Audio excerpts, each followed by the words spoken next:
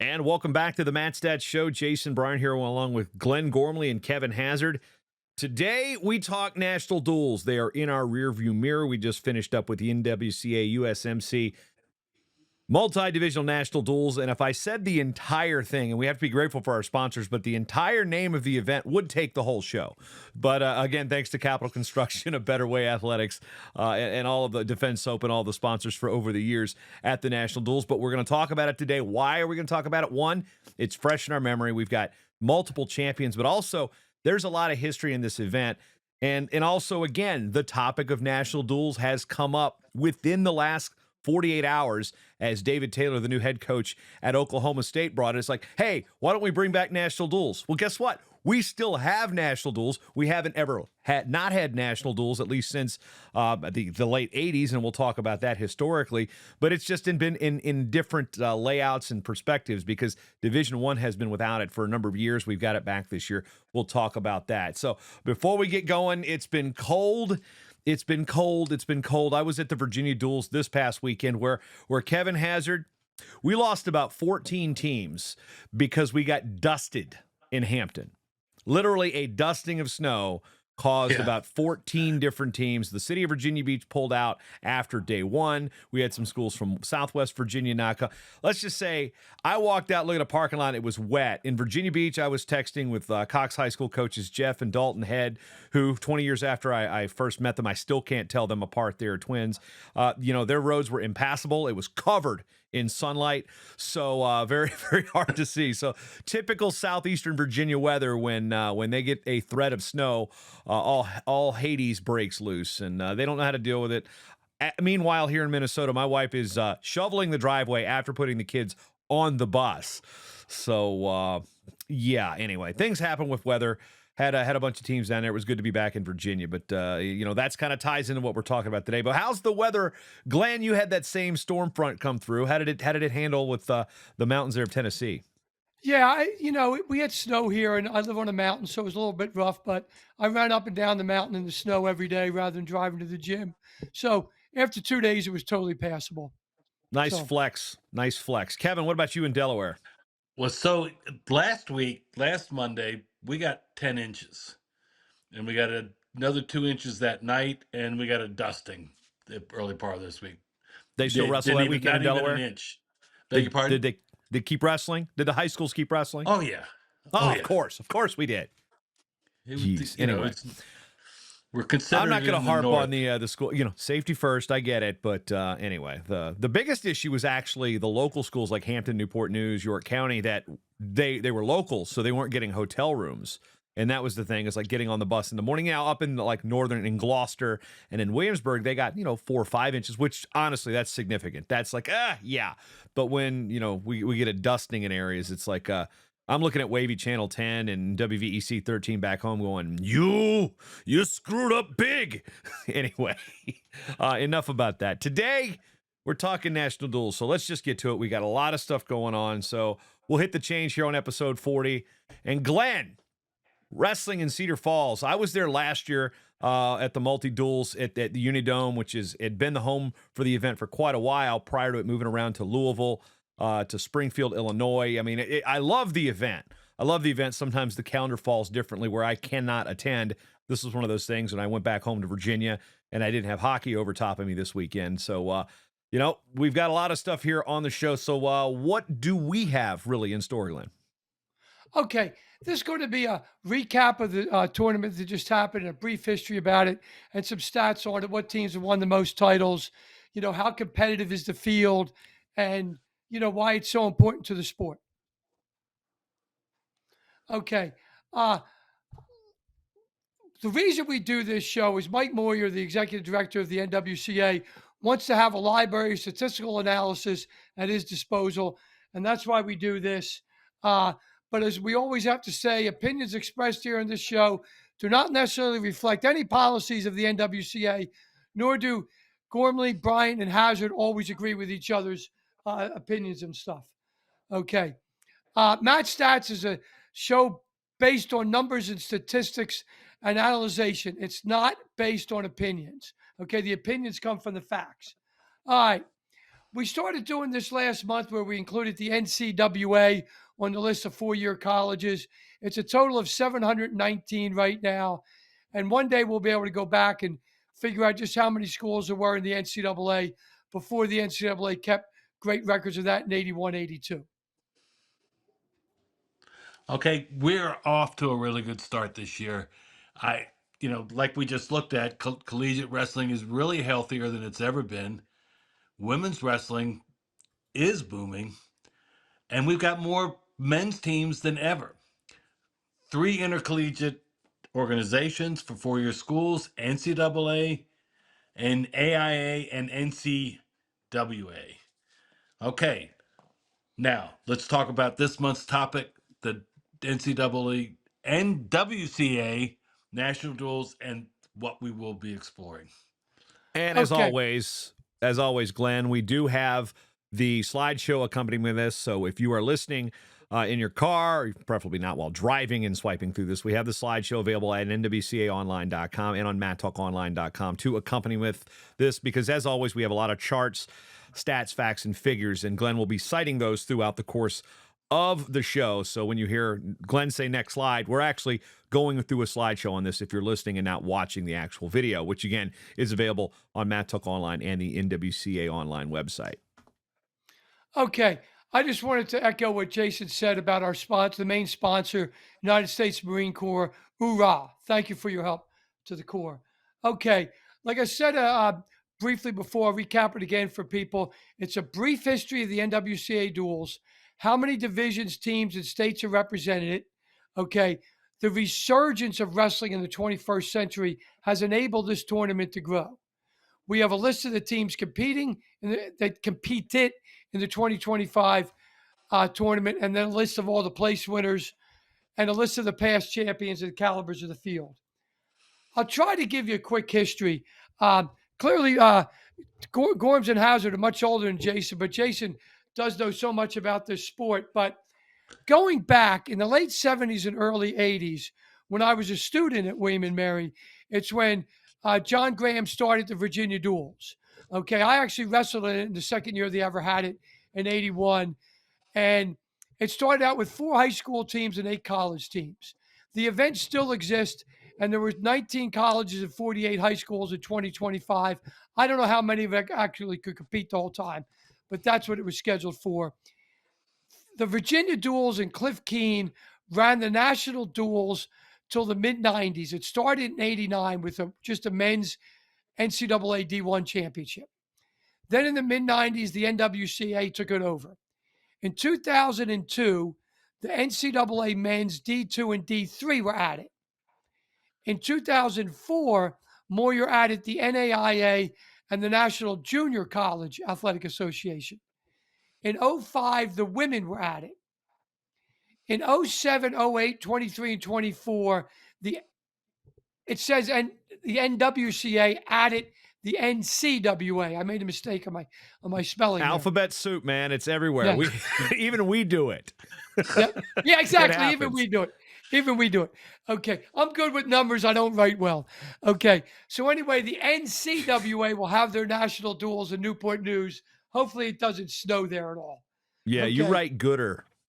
Yeah, I write gooder. Exactly. Exactly. Dad okay. Joke. A little bit more history on the quick history of the national duels. The men's NCAA D1 was stopped after 2017, but Moyer brought it back in 2025, but in a different format. In 2025, the men's NCAA D1 duels were from mid-major schools. Now, there's not really a definite agreed on definition of mid-major. Okay, in different sports, they call it different things. One of the most widely interpretations of this is if you're not a Power 4 conference, the SEC, Big 10, Big 12, and ACC, you're a mid-major. Okay. How that breaks out with football having 1A and 1AA, who knows how you want to define that. But that's basically the way we're defining that right now for this show, is the mid-majors are schools that are not Power 4 conferences. And that school in South Bend, Indiana, that doesn't have a wrestling team, I never know if they're a Power 4 team or not, because are they really in the conference or not? Yeah, Okay. because the old BCS and the old polls were like, the winners of these conferences, and it was always and Notre Dame. Yeah. So yeah, for every metric, Notre Dame does classify as a P4, even though it's still hard for me to say P4, even though Power Five is relatively a recent term. So, I am your guy when it comes to semantics, and this is where Kevin and I are going to have real fun with this, because this is actually it actually got into an argument. And it wasn't like I'm going to die on this hill on this one of semantics with actually, it was a UNI wrestling fan. We'll touch on that in a second. But as we got here, Kevin, we've got what we've got. We know in football terms, we call the P4, the Power Four. It used to be Power Five, the dissolution of the old Pac-12 as we know it. So we've got the ACC, the Big Ten, the Big 12, and the SEC. Those are the Power Four. Now, when it comes to college basketball, this is where the term mid-major really kind of happened, because every Division I school has men's basketball. There's three ways to look at it. So you look at all the conferences, the 30-something Division I conferences. If you're one of those P4, those big four, the revenue-driving programs that have monster Power Four football programs, that is a major. That is what they term a major. Power Four.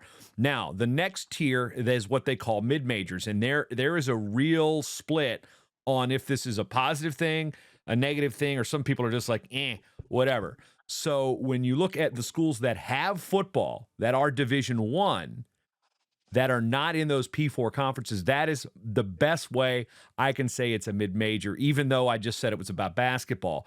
Because, again, college basketball really kind of considered those the Missouri Valleys of the world, the Summits, the Horizons, like the one bid, maybe two bid leagues are like mid-majors. They're major colleges. They're big Division I schools in a lot of cases, but they're not in that Big East, Atlantic 10. So in basketball, those conferences, for example, are in that next upper tier.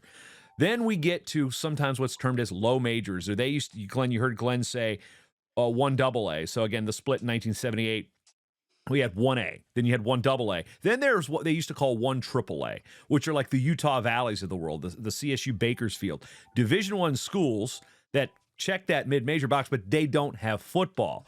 So that is what they consider in some cases low majors. Now, that to me is probably the most derogatory term, because it's like, just because you don't have football doesn't mean you're not important, because college football is a root of a lot of our evils. It's also a root of a lot of the money, but at the same point, college athletic budgets and as we learn, accounting is a funny thing, especially when we look at what one school in Division II looks as profit and Division I just pays no attention to it. So for the processes of how we describe it, mid-major, again, it's more of an institutional term. It doesn't refer to what you are. You're not like a major in one sport and a mid-major in another. That's not really how it works. Although there is the one asterisk, is that the college basketball people do not consider Gonzaga a mid-major anymore, because they've been a power program, and they're actually moving in to the Big 12 here soon for basketball, if memory serves. So they've still got a couple years of that faux mid-major label, even though, again, they don't have football. So they're like what's technically could be a low major, but it's a major. So again, the semantical argument behind this is completely ridiculous in a lot of ways. Personal opinion, again, I said this opinion, and I say this because I do coordinate the mid-major top 20 for the NWCA. I'm not a fan of the term. Never really have been a fan of the term. Doug Schwab just gave an interview after they rolled through the national duels. Spoiler alert. He doesn't even like the term. And, some coaches find it derogatory. The old Xavier basketball coaches and Cincinnati basketball coaches were like, we're major program. We feel we're major programs. I understand that. And I believe that, in college hockey, there's only 8 schools that are Power 5 schools, Power 4 schools that have hockey. So does that mean the rest of them that are like blue bloods, like Denver doesn't have football? That's a blue blood college hockey program. They won 10 national championships. They don't have football. Colorado College is a Division III school that has D1 hockey. They've won national championships back in the day. So this is what you have to consider. I told you that story so we could tell you the rest of the story, and I truncated it as best I could, because I could go on for hours about how this term is applied or misapplied. Again, a lot of nuance. Don't spend as much time getting hung up on the terminology like I am, okay? I got to hang up on these semantics so you understand the context of how this term applies to wrestling. It's not our term, but baseball has co-opted it, swimming has co-opted it, wrestling has co-opted it for and a lot of these schools, believe it or not, like the poll. They like the top 20 poll because it gives them another opportunity to be recognized. And if you're in a field of giants and your funding isn't what it is, it kind of gives you a more comparable playing field of what type of schools you're competing against in terms of peer institutions. So soapbox done. Well, I didn't really think I was going to spend that much time on the mid-major discussion, but that sets the table for that term. Again, not a fan of it, but it is what it is. Well, welcome to the mid-majors. Thank you, Kevin. Okay. With all that being said, we have the next slide shows where I'm also the ignoring their hats because, yeah. Well, I'm just wearing a hat for where the men's NCAA D1 championships are going to be in March. Yeah. Kevin's got and some where I crap was born on his and head. raised. Okay. So back to wrestling talk. We're talking about the national duels again. Okay. We have a slide here on the number of teams. There's 14 teams in men's NCAA Division 1, 16 in men's NCAA Division 2, 24 in Division 3, 16 in men's NAIA, and 16 in both women's NCAA and women's NAIA. It's a total of 102 teams. 70 of those teams are NCAA teams, 32 NAIA. 70 are men's teams and 32 are women's teams. Okay. Now, this is a lot of numbers here, so I'll wrap it up as quickly as I can for you guys. It basically is the same distribution as the total of teams in the NCAA and NAIA. Okay, it's very close. It's basically the same percentage of men and women and teams in each division. It's really great the way the NWCA got this to really look like something that you're going to see in the collegiate wrestling world. Now, just to show you how widespread it is in the country, there were 34 different states represented in the past NWCA, USMC National Duels. I misspelled that too. 34 of those. And in the March Madness in men, there were 33 different states plus DC, which is kind of a state. Okay. So we're as widespread as that is. Okay. What state has the most teams? Iowa has 15 teams, and there's a list of all of them there. I'm not going to list every single one of them, but 34 states have the 102 teams. Okay. Then Kevin put a map together for us. Okay. We don't use blue. We don't use red because this is a stats show. Okay. So all the states in orange in that thing have a team here. The ones in gray do not. We're hoping one day to have all 50 states plus DC, Guam, whatever else territories United States. That's a heck of a road trip. I don't know if like the University of American Samoa, the proud alma mater of one Jimmy McGill, is going to have a wrestling program. And I don't know, Pac-12 could be open for it. Yeah, no, they're not going. They would fit the bill of the Pacific anyway. Yes. Yeah, more so than that road trip to Pitt, a conference game. Yeah. Okay. 56 of the 102 teams were started this century. Okay. And a shout out to my fellow host here, Jason Bryant. Nobody does a better job of keeping track of this than Jason. I go on his website all the time, and that's where I got this from. But it's really amazing that 55% of these programs were started this century. So for anyone who thinks, the sport isn't growing, look at slide 40-17 for that. Okay. All right. Then the next little happy fingers on the trigger there. Sorry for the folks watching the video. The next slide is by the years, how many teams have been in each division, and you can see how it's growing to get to 102. And like we said in the first thing, the first Virginia duels at 4 high schools and 8 regional colleges in the very beginning. I want to also talk about that now. John Graham, the founder of the Virginia Duels, passed away last year. This is the first Virginia Duels without John. And, his impact, he was the Olympic team leader in 96. I mean, it's the thing, I walk into my hometown of Poquoson, Virginia, Rich Bender's there, Jim Humphrey's there, Kerry McCoy's there, Brian Dolph's there. You have people that have been part of world teams, national teams, coaching staffs and such. And the story goes, and John had a bit of a drawl to him. Hey there, he's a very fisherman, but the guy was like, he was like worked with like the Moonlanders, and was a land developer and seafood. Like the guy was a jack of all trades, and he was very good, and he was old college football At player all of Randolph them. Macon back in the day. So the story is he wants the duels, the team versus team.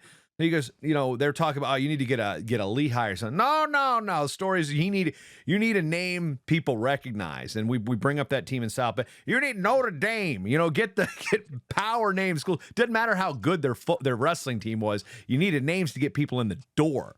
The first thing, and then of course North Carolina has been there. Clemson, Cal Poly has wins. Navy, and then again it became the national duels, and famously with the coin flip between Oklahoma State and Penn State, they came down to the very last criteria. I think it was criteria 7Z.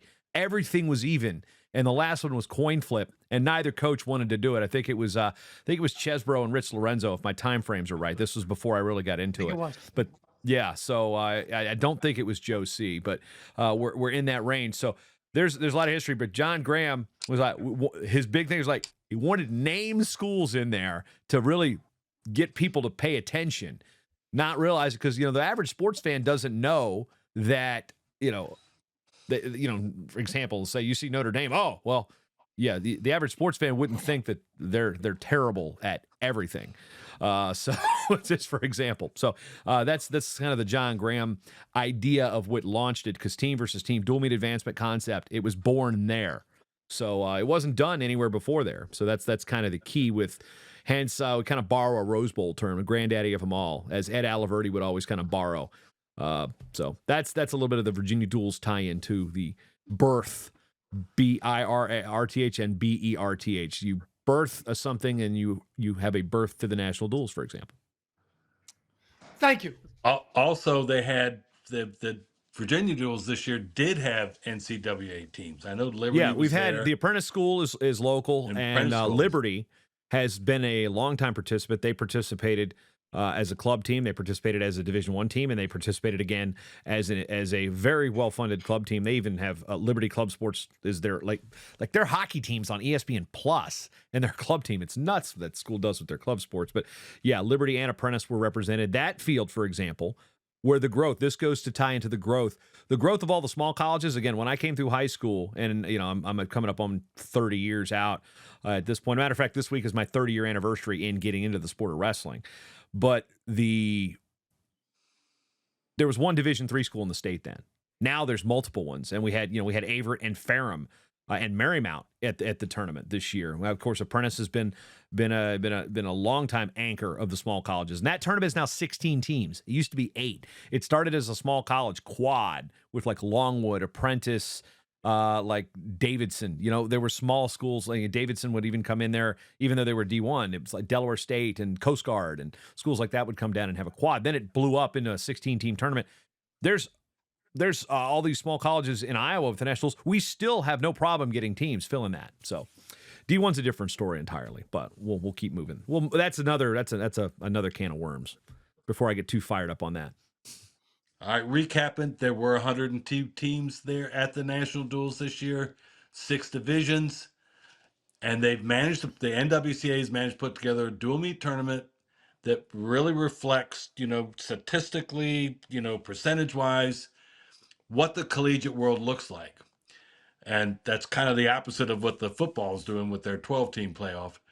34 states represented, 55% of the teams started this century. All right, but do we have a list of all the teams that were there, Glenn? Yes, we do. I'm not going to list all 102 teams, but we do have slides for every division, starting with men's Division I all the way down. 6 different slides for the 6 different divisions there, and you can see whatever school it was. Then on the pause, Glenn, I'll give them a couple seconds if they're watching. We'll go slide 1, Division I, and then Division II. I wish I had some mood music in here. Division III, 24 teams. The NAIA men.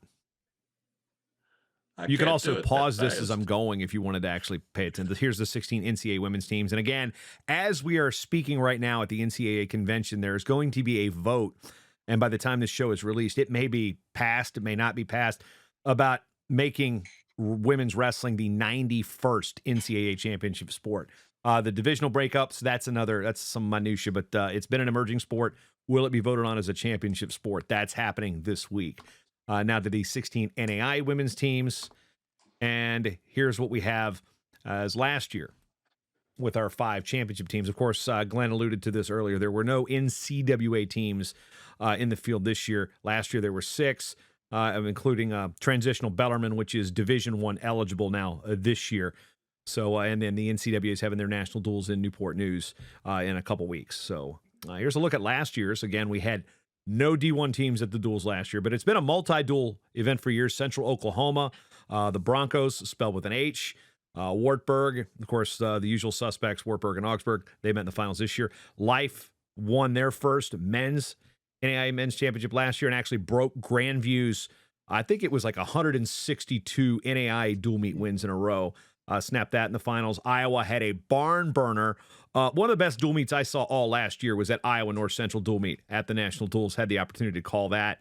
The Life women won the championship last year. And of course, we mentioned Bellarmine won the pools in the NCAA. So that's how last year's champs worked out. Okay, that's a list of all the teams. Thank you for. We will put. Are you going to put music on it when you put this out? No. You don't pay me enough to do mood music. Come on, man. I might have some tricks up my sleeve here. I'm not sure what I have on the soundboard, but I got some Ric Flair sound bites. I don't think that's gonna work too much. I don't think we need woos in there. But anyway, Ric Flair. I don't know. That might be good. But can we talk a little bit and just recap what happened at the tournament? You've done a little bit of it. Can we do a little more?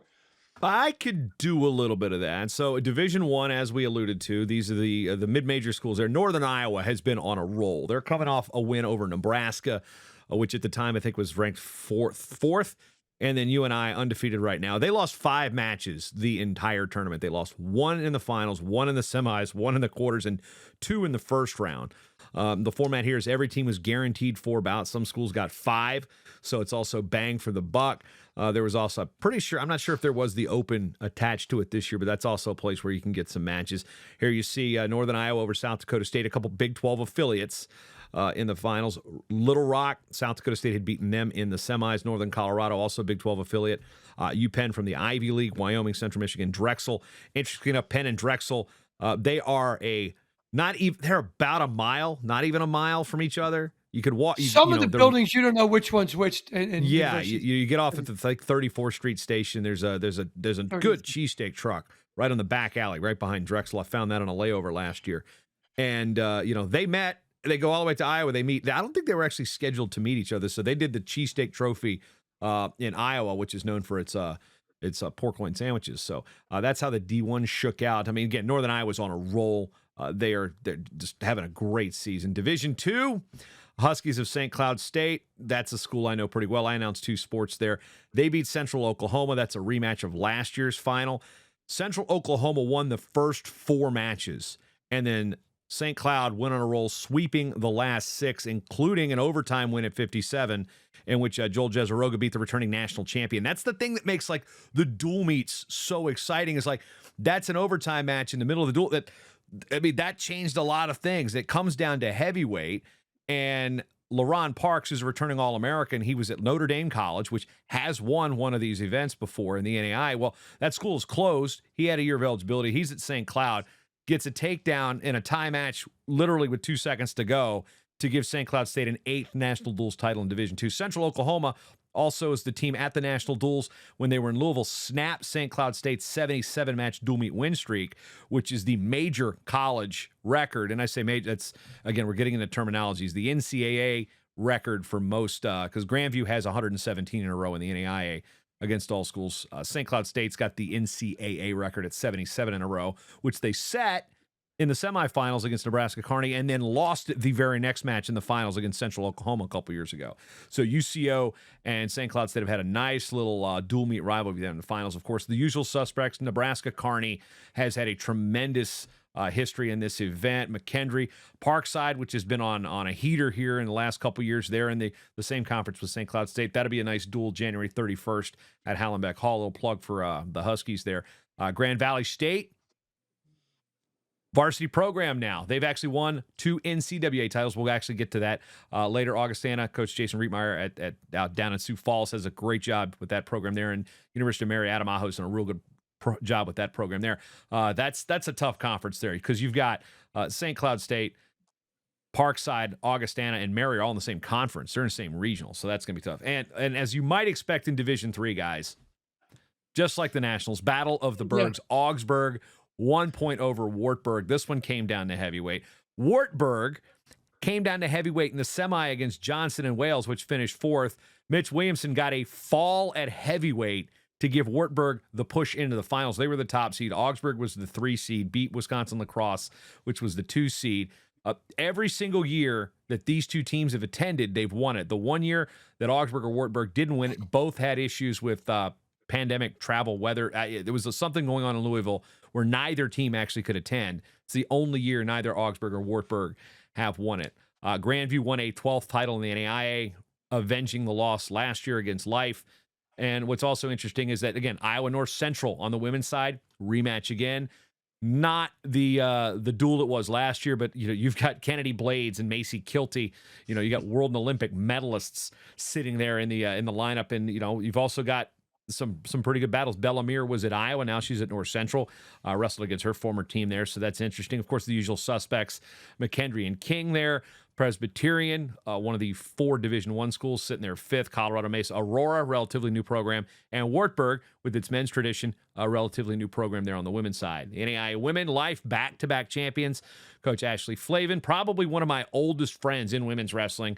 The husband-wife team there, her and her husband Christian, the coaching staff there, beats Grandview. Grandview was ranked number 1 according to the rankings. Off and on, they've alternated rankings this year. So Life in Grandview is developing into a nice, double rivalry because the men, the Life staff, Omi Acosta wrestled at Grandview. And on the women's side, Grandview has made a push on their women's side. So to try to catch Life. And, it's cool. You have that mega duel. You've got Life versus Grandview in both finals on the men and the women on the NAIA side. That's really cool. Southern Oregon, really good women's program there. University of Cumberland's one of the longtime programs. Indiana Tech and Baker following up. So that's how the rundown went down. And boy, they were good. I had to write this stuff up from Virginia, so I'm paying attention. At one point on the screen, I mentioned this earlier, I announce home duels at Little Rock, as many as I can. I'm doing 2 this year. I announce home duels at Augsburg. I announce home duels at St. Cloud State. At one point, they were all on the mat at the same time. So, 2 of them won it, and another one was 3rd. So that was a pretty good weekend for teams that I'm involved in. And my high school alma mater won the Virginia Duels Black and Blue Division. All in all, a good weekend for JB. But that's what we got. In that tournament. And what's cool about it, I remember Kyle Klingman and I one year. We're at the Unidome, and this is when they still had the Division Ones there. It was Lindenwood, which doesn't have a program anymore because their administrators are never mind. Taking on Southern Oregon, and everybody's I was down there, but everybody's paying attention to this NAIA duel, and it's great. That's why dual meets are so much flipping fun. But now let's see who's won the most titles at the NWCA duels. History time. Yes, at the NWCA duels on the Division I men's side, Oklahoma State, Minnesota both won 8, Iowa 6, Penn State 4, then Iowa State, Cornell, Mizzou, Northern Iowa now 1 each, and I have a list there of how many NCAA tournament titles they've won too.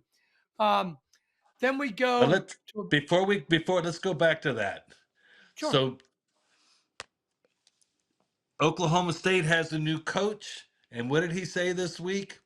We need to get back to the national duel. So that would be really good to see Oklahoma State back there, especially the way he's got them revving up right now. Heck yeah, Kevin, I agree. I'd love to see the big schools there. If they want to do it, great. Okay. Then the slide Jason has up now is for all the different divisions that we have in the thing, and I'll just sum it up just with the leaders. St. Cloud is leading men's Division II NCAA Wartburg is leading Division III. Grandview NAIA men. Bellarmine and Grand Valley State are tied for the NCWA men. The WCWA, Oklahoma City is first. The NCAA women, McKendree and Iowa are tied at 2 now. And the NAIA women, Menlo and Life are tied with 2. And then the junior college, Clackamas and Iowa Central have 5 each. And the reason there's a WCWA and then an NCAA women and an NAIA women, prior to it being an NCAA and NAIA sports, it was done with the WCWA. That was Yeah, a it was predecessor combined. to it. Yep. And the NCAA, of course, they're in there at times. They do have their own national duels in which they actually add points to their team title at the end of the year. And of course, the NJCAA had been there multiple times. It had been a non-scholarship division a couple times with the as you see, like Nassau, for example. But then also they do their same coach association. You know, they're part of the NWCA. They for travel perspectives, they go to northeastern Oklahoma and run a bigger, more robust dual meet tournament. So they have their own national duels. It's just a little separate from this division. So that's how they are currently working at it. Quick question on this. With the advent of NCAA for women, where does Simon Fraser fit in, being a Canadian team? Can they be They're an in the NCAA NCAA? school. They're an They're They an are an NCAA school. NCAA Yep. school. Okay. Yep. They are NCAA Interesting. for all the sports. Yep. Although their hockey team, they don't have a varsity hockey team, so they compete. And so that's a different story entirely. Sure. I know more about that than I actually ever cared to know, but I'm not going to bore you with it on the show. Yeah. Okay. Kevin. Okay. All 5 defending team champions are back. We're back this year. And 2 defended their titles, Iowa women and Life women. 42 programs from 40 colleges have won titles. Iowa and Life both won men's and women's.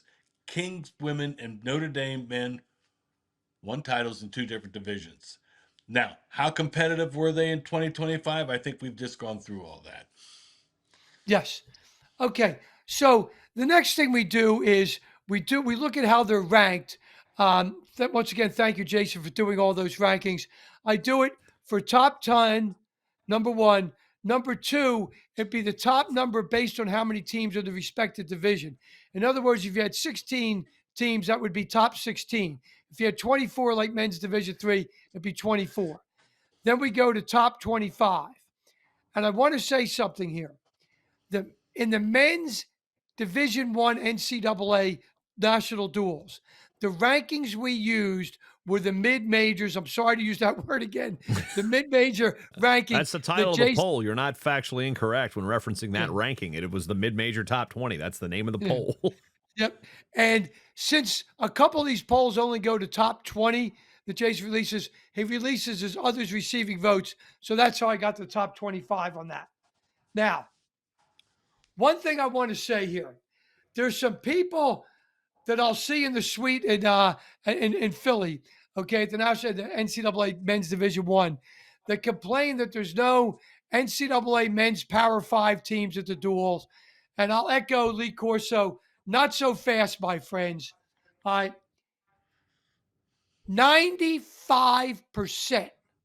of NCAA and NAIA men and women's schools are not NCAA men's Power 4 schools.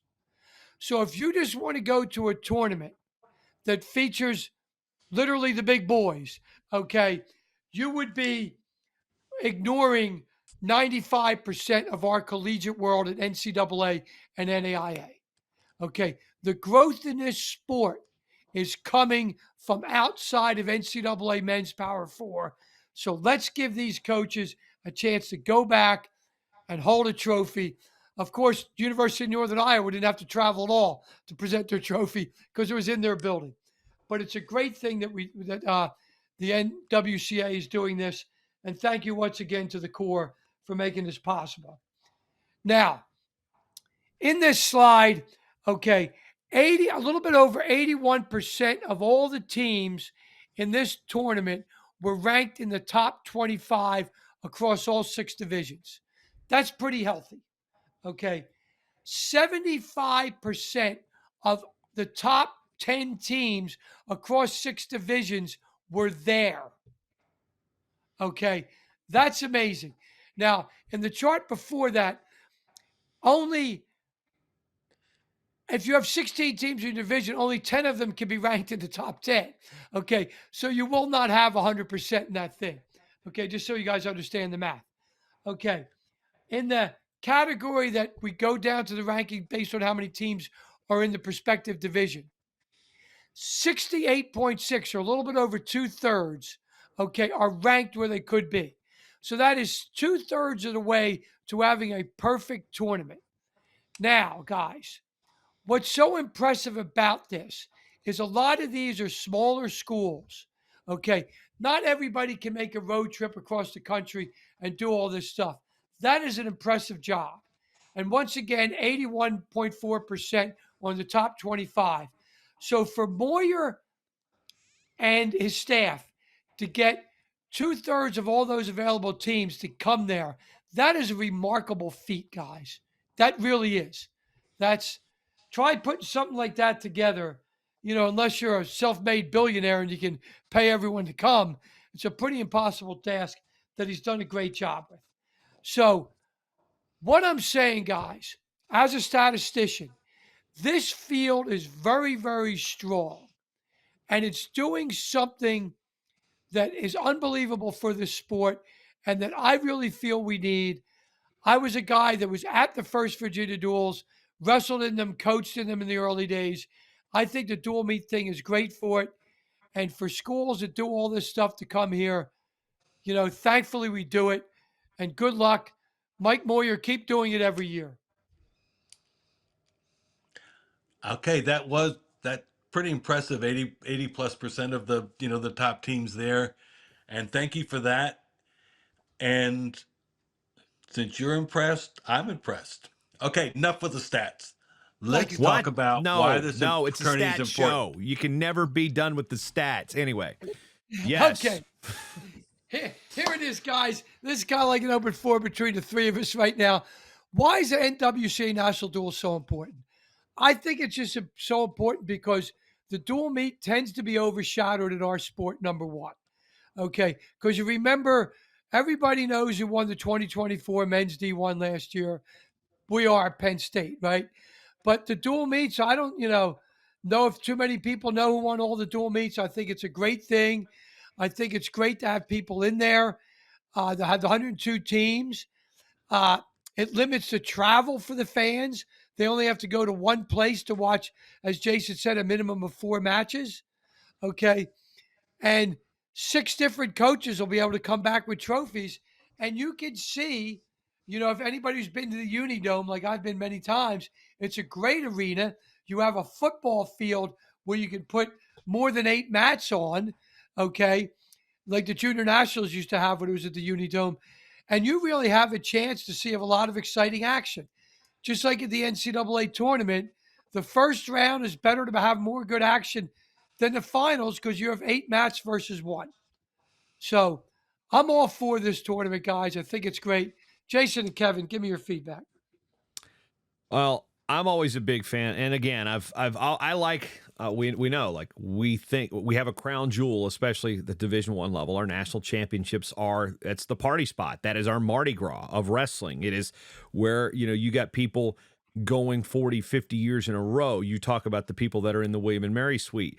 I've got a group of running buddies that I hang out with that I see every year. I get to see them on the front end and on the back end. Don't get to see them much in the middle, but if I get a chance to get lunch during one of those days, it's talk about old stories. It's a it's like the world's biggest Greek sorority and fraternity of people that are mostly have got cauliflower ear. I don't, because I always joke I got cauliflower back, but we look at just that big party. But there's also a thing that, from a sports perspective, I look at it this way: 75 to 80% of our competitive events in the sport of wrestling, whichever division you're in, are dual meets.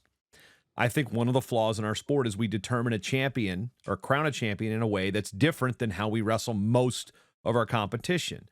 And again, that's confusing again for, drawing. And I want to keep saying, why are we so concerned about the casual fan? Well, our fans, the people that are going 40 and 50 years, you guys, for example, you're not going to be here forever. Who are we replacing you with? That's the thing. The dual meet is the front door to the sport. The national championship is your payoff. That weekend, once you were addicted and hooked into college wrestling, that is your gem. That is your crown jewel. That is your party weekend. But your love of the sport usually starts with going to a dual meet. And that 10 matches in high school, 14 matches, 13 depending on the state. You sit there and you get that opportunity to learn the sport up close and personal.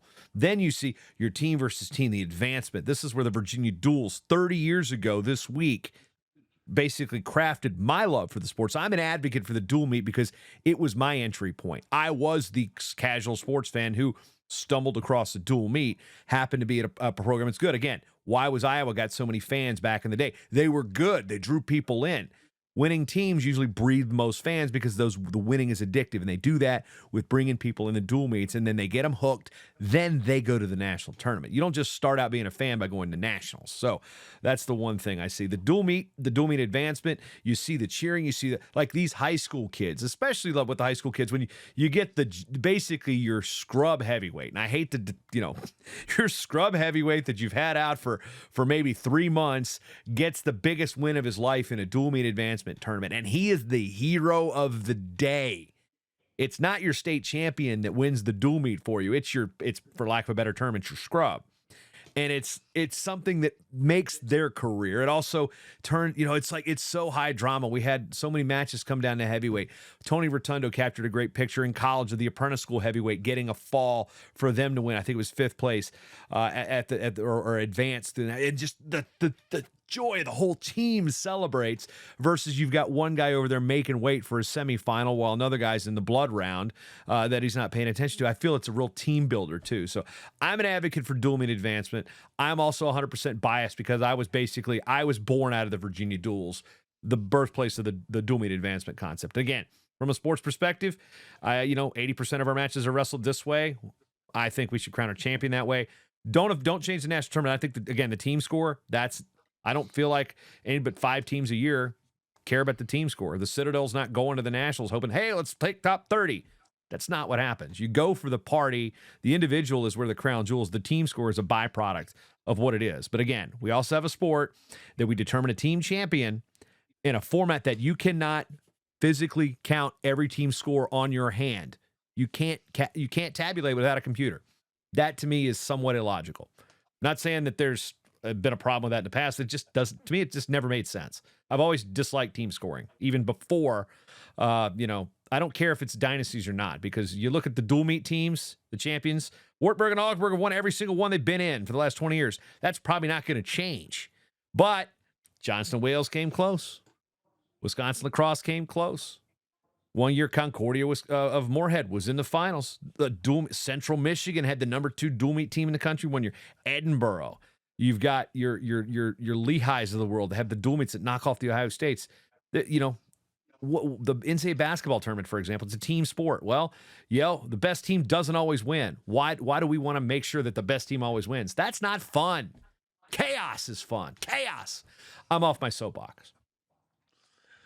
Kevin? But talking about go back a little bit, talking about the duels, I found it interesting. I think it's great that they're out there, and I like you guys said, having it with all the other divisions, and I like what Flow's doing. I mean, Flow tomorrow night's going to have Presbyterian. The women's team for Presbyterian is going to be on Flow Wrestling. Oh, the Flow Wrestling Night in America. Yeah, that's an absolutely great concept. Fantastic. I've enjoyed it. What a Shane great Sparks, concept. JD Rader's awesome. And I think it's I think all of that leads to, and I'm especially interested in Presbyterian because, there are 2 Virginia girls on the team. Charlie Schiller is the 115-pounder, and May Collier is, I think, 160, and they were both Virginia Wrestlers of the Year a couple years ago. So that's a really good part of it. And I think all of that, I think we're all agreed that the duels are. I remember when my son Brian was in high school, the dual meets, we'd have dual meets and we'd have 3,000 people there. I mean, for a high school match in Virginia, that was a big deal. So dual meets are are good, and they need to be even a bigger part of wrestling. We had high school dual meets on TV with Matt Lamp. I mean, one of them we had, it was one of my high school teammates, Mike Akers, had stopped a guy named Bobby Ingram. He broke his undefeated streak. He was at that time a 2-time AAA champ. Akers was a 3-time AA champ. The little school guy beat the big school undefeated guy, and it was under a Matt Lamp. We got crushed in the duel, but the place was full. Week later, Great Bridge is ranked number 3 in the country. We're ranked 4th in AA, and I think they might have gotten a police escort out of town. It was just, it was on TV. It was like Victor Jackson had just transferred in. It was his first match in. He beats a state champ, his first match. I mean, drama. It was great. Yeah. It was great. Yeah. Just like, but I guess we just can't have nice things sometimes. Anyway. Well, let me okay. But hold on, before we get to Kev notes, let me tell you a quick story. Glenn knows. When Jason said about a heavyweight winning a big match, about 30 some years ago, a guy named Matt Brandon won the bout for William and Mary, the dual meet against Rutgers, with a win at heavyweight. Matt Brandon is now the alumni director at William and Mary. And every time I talk about Matt Brandon, the first thing I say is, he's the reason we beat Rutgers. So for 30 years, till the day I die, Matt Brandon is going to be best known in my mind that we beat Rutgers because of him. Thank you, Matt Brandon. Go ahead, Kevin. So let's recap a little bit. 3 wrestling organizations for wrestling: NCAA, NAIA, and NCWA. There are now 719 four-year teams, 483 men, 236 women. The NWCA U.S. Marine Corps duels have expanded from its origin as just a D1 tournament to now there are 6 divisions. I think, 2/3 of the states in the United States were at the national duels this year. I think that's very impressive. But really more impressive, 55% of the teams at the national duels were added this century. That's a really telling statistic.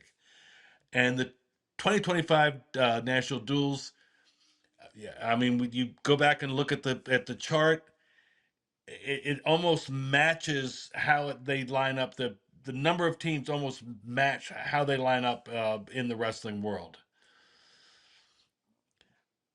The NCAA D1 teams back this year for the first time. That was since 2017. Really glad they're back. 42 different programs for 40 colleges have won titles. 75% of all the top teams across 6 divisions. Now that's also a telling statistic. 3/4 of the top 10 teams were at these duels.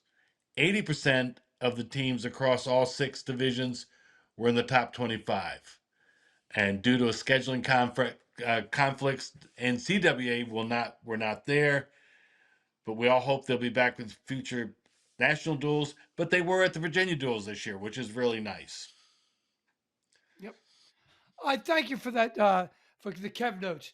Now, guys, our next episode, okay, Kevin and I have been pushing to get the big guy of all wrestling, Mike Moyer, the executive director of the NWCA, on as a guest for next month's show, okay? And based on his scheduling still being open, we're going to sit down with Mike and try to explain some things to people that just don't understand what's going on with the sport, between transfer portal, roster size and scholarship limits, the NIL, competition limits, and every other question.